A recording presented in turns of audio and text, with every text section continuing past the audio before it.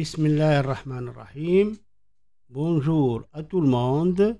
J'ai consacré cette vidéo au calcul de la limite de cette suite, la limite quand n tend vers plus l'infini de 1 sur n plus 1 sur n plus 1 plus 1 sur n plus 2 et ainsi de suite jusqu'à 1 sur 2n. Donc, la question, c'est calculer la limite de la suite un indice n appartient à une étoile définie par un est égal à la somme précédente. Alors, la première des choses qu'on va faire, c'est d'écrire cette somme en utilisant le symbole sigma. Donc, un est égal à sigma de k est égal à n jusqu'à k est égal à 2n de 1 sur k. Et on va essayer de voir si on peut écrire cette somme sous forme d'une somme de Riemann ou une somme de Darboux. Alors pour cela, au dénominateur, on doit avoir n. Donc n plus k ou bien n et ainsi de suite. Alors on va faire un changement de variable. Alors donc si on fait un changement de variable dans cette somme en posant h est égal à k moins n, on obtient donc un égale, cette somme est égale, alors si h égale à n, pardon, si k est égal à n, h elle est égale à 0. Si k est égal à 2n, alors h est égal à 2n moins n, c'est n. Donc ça devient, cette somme-là devient, c'est sigma de h égale à 0 jusqu'à h est égal à n de 1 sur n plus h. Alors ici, on va essayer de faire apparaître une somme de Riemann, puisque devant le symbole sigma, on doit avoir 1 sur n.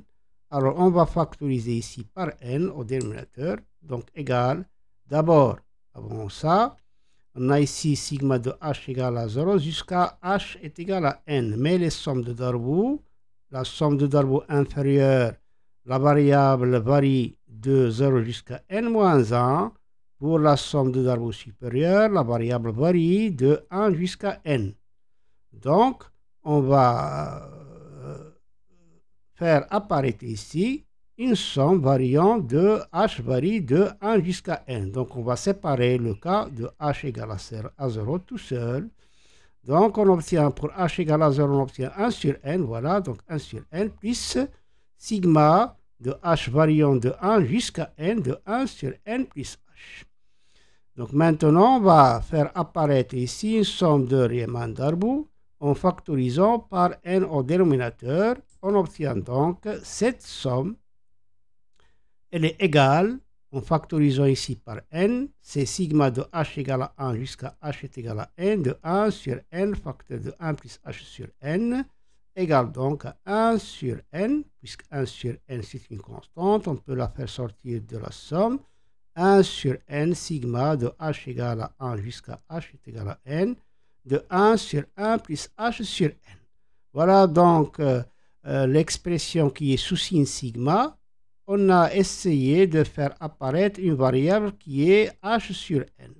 On peut donc l'écrire, c'est 1 sur n, sigma de h égale à 1 jusqu'à n de f de cette expression-là, on va l'appeler f de h sur n.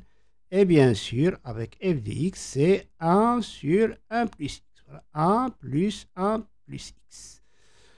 Donc, puisque la fonction f est continue sur l'intervalle 0, 1, c'est une condition nécessaire pour appliquer la propriété des sommes de Darboux. Alors, la limite de la somme de Darboux, la limite quand n tend vers plus l'infini de 1 sur n, sigma de h égale à 1 jusqu'à h est égal à n de f de h sur n, est égal à l'intégrale de 0 à 1 de f de x dx. Une primitive de f de x, c'est une primitive de 1 sur 1 plus x. Elle est égale donc à ln de valeur absolue de x plus 1, dont les bornes sont 0 et 1. Elle est égale à ln de 2. Et par suite, la limite de cette somme, elle est égale à ln de 2. Donc, la limite quand n tend vers plus l'infini de sigma de h égale à 1 jusqu'à h égale à n de 1 sur n plus h est égale à ln de 2. Et nous avons déjà écrit que un elle est égale à 1 sur n plus cette somme. Donc, la limite quand n tend vers plus l'infini de un est égale à la limite quand n tend vers plus l'infini de 1 sur n. plus sigma de h égale à 1 jusqu'à h est égal à n de 1 sur n plus h qui est égal donc à ln de 2 car la limite quand n tend vers plus l'infini de 1 sur n est égale à 0. أتمنى أن تكونوا قد استفدتم من هذه المعلومات وإلى اللقاء في فيديو لاحق إن شاء الله.